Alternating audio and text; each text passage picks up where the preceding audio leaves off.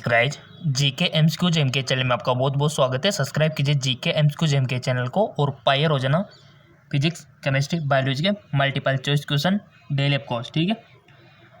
So guys, जो आपके entrance exam है 12th के बाद कोई भी इंट्रेंस एग्जाम देते हो, जैसे कि आप बीएस नर्सिंग इंट्रेंस एग्जाम देते हो, जेएनएम का देते हो, एएनएम के लिए देते हो, या फिर आप एग्रीकल्चर के लिए देते हो, काफ़ी सारे इंट्रेंस एग्जाम होते हैं बेसिकली।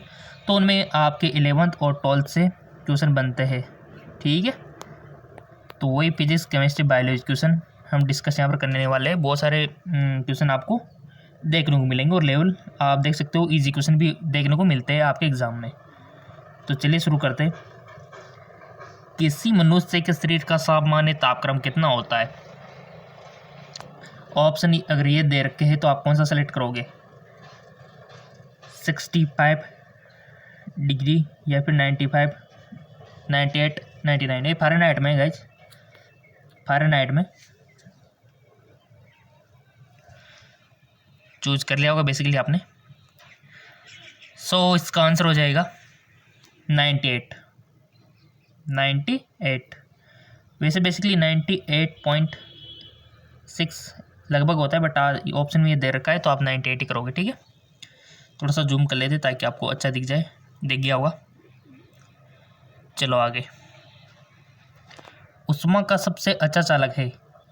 उष्मा का सबसे अच्छा चालक है चांदी, सोना, तांबा, एल्यूमिनियम। ये 4 ऑप्शन है, इसमें से आपको 1 ऑप्शन सेलेक्ट कर लेना है।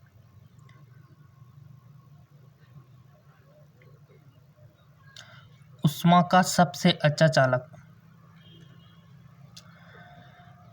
सो गाइज, चूज कर लिया आपने। देखो, अगर आप सिलेक्ट करते हो कोई भी ऑप्शन और उसके बाद अगर गलती भी निकलता है तो आप कुछ सीखते हो, तो कोई भी ऑप्शन यहाँ पर सिलेक्ट करना जरूरी है। कर लिया होगा। इसका राइट ऑप्शन है चांदी, यानी कि सिल्वर। सबसे अच्छा चालक है सिल्वर। बहुत अच्छा करंट आता है गाइस, इसमें प्रतिरोध कम होता है, यानी कि इसका।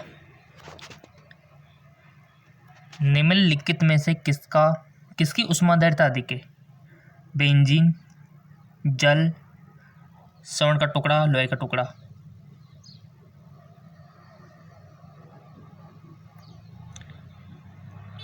किसकी ऊष्माधारिता अधिक है? राइट ऑप्शन जल। जल की ऊष्माधारिता अधिक है। अगला क्वेश्चन, निम्नलिखित में से किसके द्वारा अधिक ज्वालक पैदा होता है? भाप, गर्म हवा, सूर्य किरणें, ये सभी।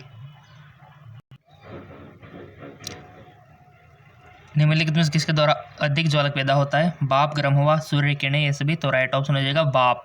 जी हाँ, बिल्कुल। अगला क्वेश्चन है, निम्नलिखित में से किसमें सर्वोच्च विशिष्ट ऊष्मा का मान होता है? तांबा, सीसा, जल, कांच।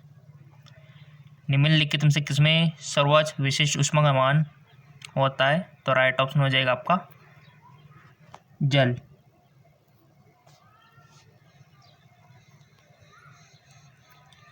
ऊष्मा का सबसे अच्छा चालक है। ऊष्मा का सबसे अच्छा चालक है चांदी, तांबा, सोना, इनमें से कोई नहीं। देखो, विद्युत का तो आपने चांदी बता दिया, लेकिन यहाँ पर ऊष्मा का हीट का पूछा है तो आप क्या बताओगे? सो सिंपल सी बात है, अगर विद्युत का पूछे तब भी चांदी बतानी है और ऊष्मा का पूछे जब भी आपको चांदी बतानी है। जी, सिल्वर। ठीक है।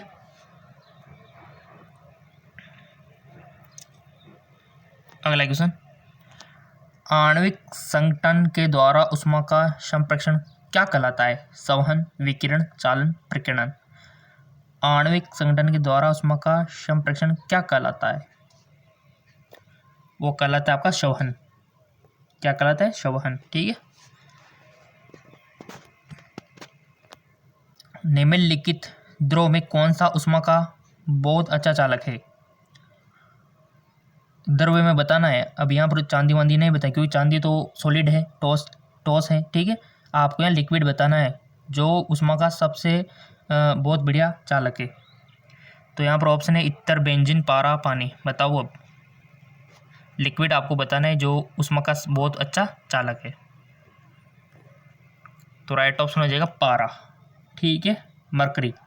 उष्मा का अच्छा चालक है। लेकिन गाइज अगर एक और क्वेश्चन पूछ लिया जाए, फिर विद्युत का कौन सा द्रव्य विद्युत का सबसे अच्छा चालक है, फिर क्या बताओगे आप?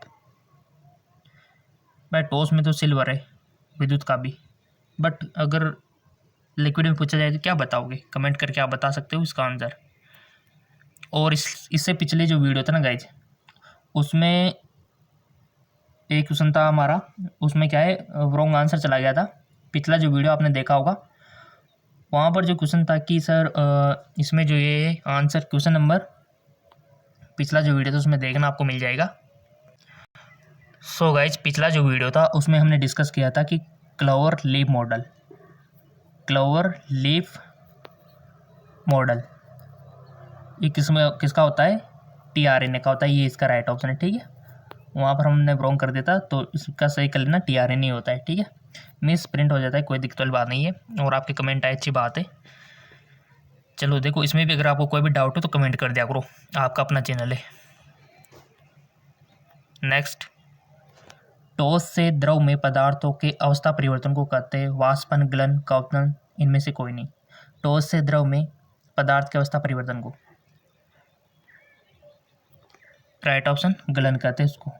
ठोस से अगर कोई भी द्रव में कन्वर्ट हो रहा है ना तो गलन। बहुत ही अच्छे क्वेश्चन है गाइज और इंटरेस्टिंग है आपके लिए, बड़ी मुश्किल से बनाने पड़ते हैं, बट आपके लाइक जो आते हैं वो हमको मेहनत का एहसास ही नहीं होने देते, ठीक है। जब तक लाइक आते रहेंगे हम भी आपको देते रहेंगे वीडियो नॉन स्टॉप, ठीक है। ठोस कपूर से कपूर वाष्प बनने की प्रक्रिया को क्या कहते हैं? ठोस कपूर से कपूर वाष्प बनने की प्रक्रिया को क्या कहते हैं? उध्रुपातन, वाष्पीकरण, पिघलना, इनमें से कोई नहीं। उध्रुपातन, ठीक है। चलते अगले क्वेश्चन की ओर। अगला क्वेश्चन, किसी द्रव का उसके क्वथनांक से पूरा उसके वाष्प में बदलने की प्रक्रिया को क्या कहते हैं? संघनन, हिमीकरण, वाष्पीकरण, इनमें से कोई नहीं। वाष्पीकरण।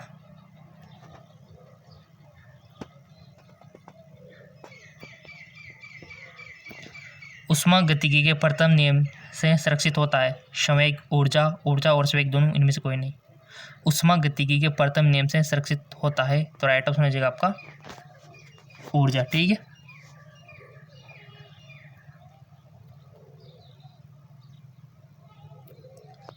यदि किसी स्थान के तापमान में सहसा वृद्धि होती है तो आपेक्षिक आर्द्रता क्या होती है? बढ़ती है, घटती है, स्थिर रहती है, घटती रहती है, बढ़ती रहती है। राइट ऑप्शन इज घटती है।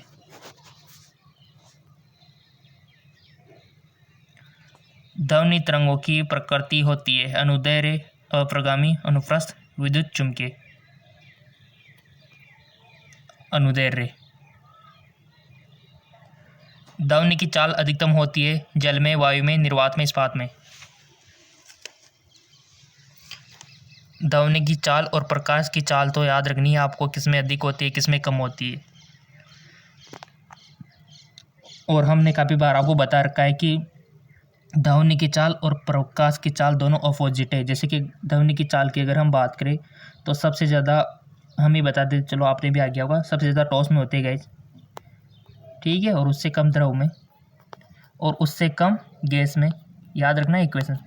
और उससे कम निर्वात में। निर्वात में जीरो होते हैं मानो।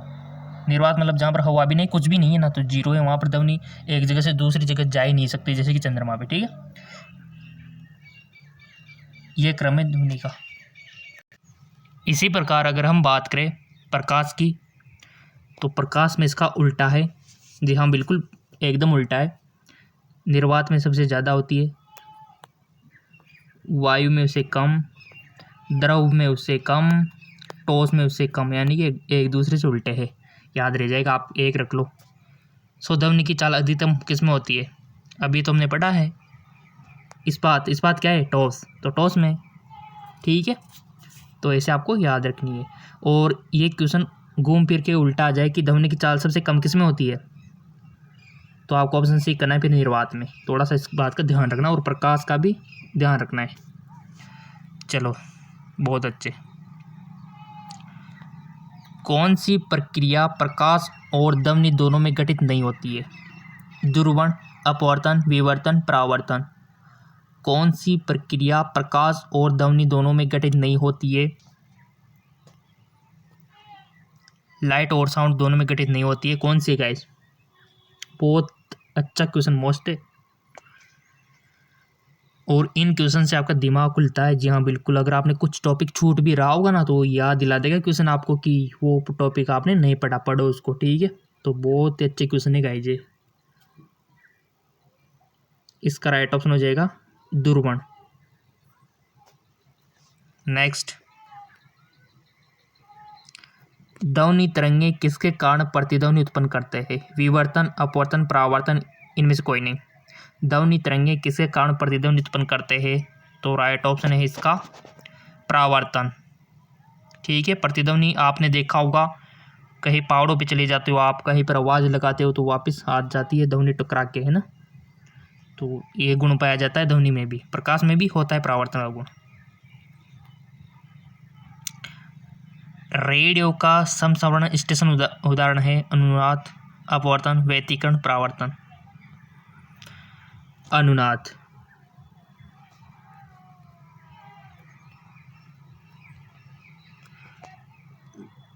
डॉपलर प्रभाव संबंधित है मुद्रा, प्रचलन, मनोविज्ञान, ध्वनि, जनसंख्या। ध्वनि। डॉपलर प्रभाव संबंधित है ध्वनि। कौन सी तरंगें शून्य में संचरण नहीं कर सकती? ऊष्मा, ध्वनि, प्रकाश, इनमें से कोई नहीं। कौन सी तरंगें शून्य में संचरण नहीं कर सकती? तो राइट ऑप्शन है ध्वनि। शून्य में संचरित नहीं हो सकती गाइस ये, क्योंकि ये निर्वात में नहीं चल पाते, तभी तो चंद्रमा पे कुछ सुनाई नहीं देता अगर आप बोलोगे भी तो, क्योंकि ध्वनि के संचरण के लिए माध्यम की आवश्यकता होती है, ये आप पढ़ चुके हो। प्रकाश के लिए नहीं होती, प्रकाश तो निर्वात में भी चला जाता है अच्छे से, ठीक है ना। चलते आगे की ओर।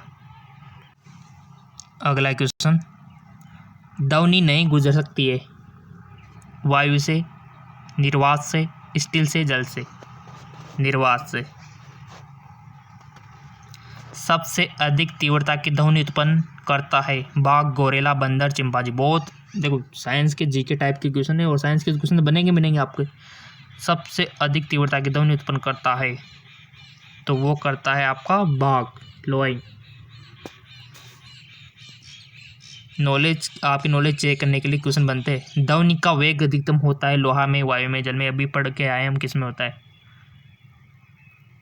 लोहा में, क्योंकि ये टॉस है, और हमने 21 जो इसका क्रम है वो पढ़ रखा है कि टॉस में सबसे ज़्यादा होती है। जब ध्वनि तरंगें चलती है तो वे अपने साथ क्या ले जाती है? द्रव्यमान, ध्वनि, ऊर्जा, इनमें से कोई नहीं। जब ध्वनि तरंग चलती है तो अपने साथ क्या ले जाती है? बताओ। कर लिया वो चूज आपने राइट ऑप्शन। वो ले जाती है ऊर्जा, याद रखना, एनर्जी अपने साथ ले जाती है। क्या ले जाती है? एनर्जी, ठीक है। चलता है एक और।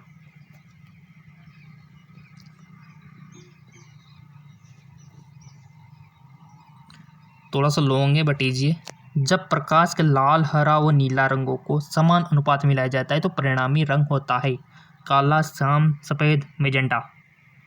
जब प्रकाश के लाल, रेड, ग्रीन, ब्लू रंगों को समान अनुपात में, अनुपात समान होना चाहिए देखो। सो राइट ऑप्शन सफ़ेद। जी हाँ बिल्कुल सही सुना आपने, सफ़ेद ही होगा। और वैसे भी आपको पता है कि सूर्य में 7 रंग है, बट आपको एक ही रंग दिखता है जो दिन भर देखते रहते हो आप, बट वो छिपे हुए 7 रंग तो है, आपने इंद्रधनुष के टाइम पे दिखाई देता है वो। अगला क्वेश्चन, कमरे में किस प्रकार का लेंस उपयोग में लाया जाता है? बताइए। कैमरे में किस प्रकार का लेंस उपयोग में लाया जाता है? कमरा नहीं है, कैमरा है, ठीक है ना। आपके मोबाइल फ़ोन के पीछे जो कैमरा होता है, आगे जो कैमरा होता है, फ़ोटो एडिटिंग के लिए, फ़ोटो खींचने के लिए कैमरा, ठीक है।